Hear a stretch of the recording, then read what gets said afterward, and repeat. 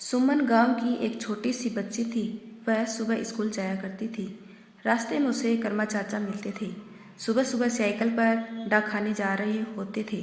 सुमन को देखकर साइकिल रोक लेते और उसे एक टॉफ़ी देकर कहते, मेरी बेटी आज पढ़ने जा रही है। टॉफ़ी पाकर सुमन बहुत खुश होती। कर्मा चाचा उसके पिता के बहुत पुराने दोस्त थे। अक्सर डाक बांटने के बाद शाम को हमारे घर आ जाते थे, माँ के हाथ की चाय पीने। माँ उन्हें अपना भाई मानती थी और राखी भी बांधती थी। कर्मा चाचा बहुत मजाक करते थे। उनके घर आते ही घर में ठहाके का दौर शुरू हो जाता था। सुबह कर्मा चाचा से टोपी लेकर सुमन स्कूल की ओर चल दी। स्कूल में पहुंचकर उसने टोपी अपने बस्ते में रख ली। दोपहर को टॉफ़ी खाती हुई वह घर को जा रही थी। तभी उसे कर्मा चाचा दिखे। बोले, चल बेटी बैठ जा साइकिल पर, मैं उस तरफ ही जा रहा हूँ डाक बांटने। सुमन मज़े से साइकिल पर बैठकर घर पहुँच गई। उसे आता देख माँ ने कहा, भैया आप कहाँ इस शैतान के चक्कर में पड़ जाते हैं। आपको दूसरे गांव जाना होता है डाक बांटने, ये तो अपने आप आ जाती स्कूल से। कर्मा चाचा ने हंसते हुए कहा, बहन मामा के होते भांजी पैदल चले, यह नहीं हो सकता। मुझे तो जब भी यह मिलेगी मैं सारा काम छोड़कर इसे घर छोड़ने आ जाऊंगा। यह सुनकर माँ ने कहा, ठीक है भैया, आप जानो और आपकी बेटी। बैठो आप भी खाना खा लो। कर्मा चाचा ने डाक दिखाते हुए कहा, नहीं बहन, 3 गाँव में डाक बांटने जाना है। फिर वे साइकिल पर पैडल मारते हुए आगे बढ़ गए। कर्मा चाचा के बारे में कुछ पता नहीं था। बस इतना पता था कि आज से 8 साल पहले ये इस गांव में आए थे, तब से यहीं हैं। इनके घर परिवार में कोई नहीं था। इस गांव के लोगों को ही अपना घर परिवार मानते थे। एक दिन सुबह सुबह सुमन की माँ बाहर खड़ी थी।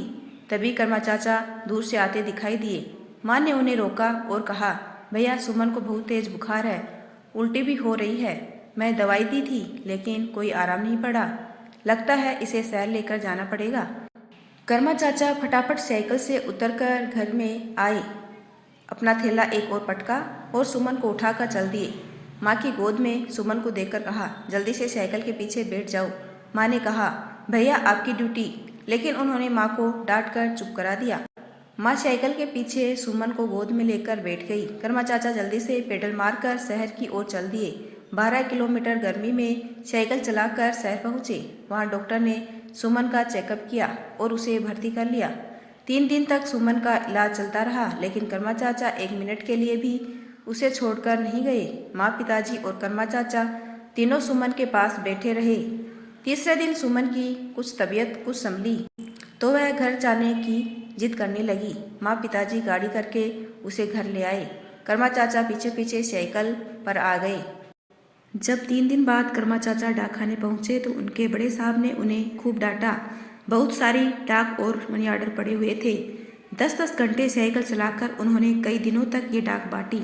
इतनी मेहनत करके भी दिन में एक बार सुमन से मिलने जरूर आते थे। सुमन का पूरा परिवार उनका बहुत एहसान मानता था। कर्मा चाचा पूरे गांव में हर किसी को अपना परिवार मानते थे। हर काम में ऐसे लग जाते जैसे ये उन्हीं का परिवार है। धीरे धीरे सुमन बड़ी हो गई। उसके पिता उसके लिए लड़का देखने लगे। एक दिन सुमन का रिश्ता पक्का हो गया। उस दिन वह कर्मा चाचा से लिपटकर बहुत रोई थी। कर्मा चाचा ने हंसते हुए कहा, पगली, मैं रोज तेरे घर चिट्ठी देने आया करूंगा, यहीं पास में तो है तेरा गांव। यह सुनकर सुमन हंस पड़ी।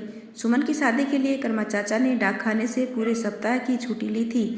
वैसे इसके लिए उन्हें लगभग 1 महीने तक ज़्यादा मेहनत करनी पड़ेगी और पैसे भी करेंगे। पूरी शादी पिताजी और गांव वालों के साथ कंधे से कंधा मिलाकर कर्मा चाचा ने काम करवाया। माँ का कोई भाई नहीं था तो भात की रस्म भी कर्मा चाचा ने निभाई। सबके लिए उपहार लाए, साथ में सबको भेंट भी दी। पिताजी ने मना भी किया तो उन्हें डांटने लगे। सुबह सुमन की विदाई होने वाली थी। वह अपनी माँ से, पिता से, बाकी सहेलियों और रिश्तेदारों से मिलकर रो रही थी, लेकिन कर्मा चाचा कहीं नजर नहीं आए। वो उन्हें याद करती रही। 1-2 आदमियों को उन्हें ढूंढने भेजा भी, लेकिन वे कहीं नहीं मिले।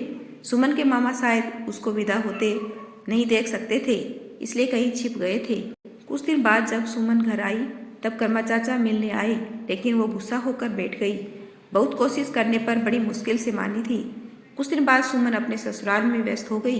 इसी तरह कई साल बीत गए। इसी बीच सुमन के पिता का देहांत हो गया। सुमन जब गांव पहुंची तो कर्मा चाचा से लिपट कर बहुत रोई। कर्मा चाचा भी अब बूढ़े हो गए थे। कई साल बाद सुमन अपने 5 साल के बेटे को लेकर गांव गई। वह अपनी माँ से मिलकर सीधे डाकघर की ओर चल दी कर्मा चाचा से मिलने। लेकिन जब वहां पहुंची तो वहां कोई नया डाकिया बैठा डाक संभाल रहा था। यह देखकर सुमन घर वापस आ गई। माँ से पूछा, माँ कर्मा चाचा कहाँ हैं?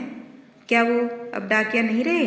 माँ ने बताया, बेटा बहुत बुरा हुआ तेरे कर्मा चाचा के साथ। 2 साल पहले वे डाक बांटने जा रहे थे, तभी कुछ लोगों ने उनकी मनी ऑर्डर के पैसे छीन लिए और उन्हें मारा भी। रकम ज्यादा थी, जमींदार के बेटे ने भेजे थे। जमींदार ने गांव वालों के साथ मिलकर सारा इंजाम कर्म चाचा के ऊपर लगा दिया। उनकी नौकरी चली गई, साथ ही न अब पेंशन मिलेगी न कुछ और मिलेगा।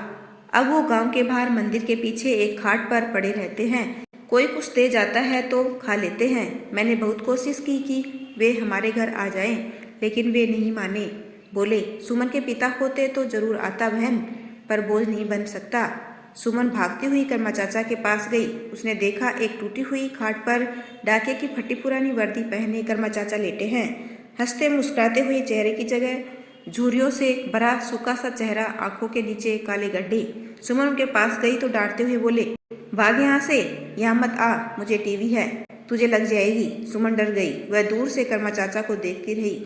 कर्मा चाचा कुछ देर देखते रहे, फिर बोले, जा बेटी, मैं तो अब तुझे टोपी भी नहीं दे सकता, मेरे पास आने की कोशिश भी मत करना।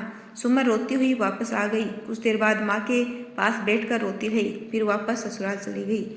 कुछ दिन बाद उसकी माँ मिलने आई तो उन्होंने बताया, कर्मा चाचा अब नहीं रहे। एक जिंदा दिल इंसान जिसने सबकी भलाई की, उसका ऐसा अंत। सबके खुशियों की डाक बांटने वाला खुद अकेला रह गया था। यदि आपको मेरा छोटा सा प्रयास अच्छा लगा हो तो चैनल को लाइक, शेयर एंड सब्सक्राइब कीजिए। आपका अपना कीमती समय देने के लिए दिल से धन्यवाद।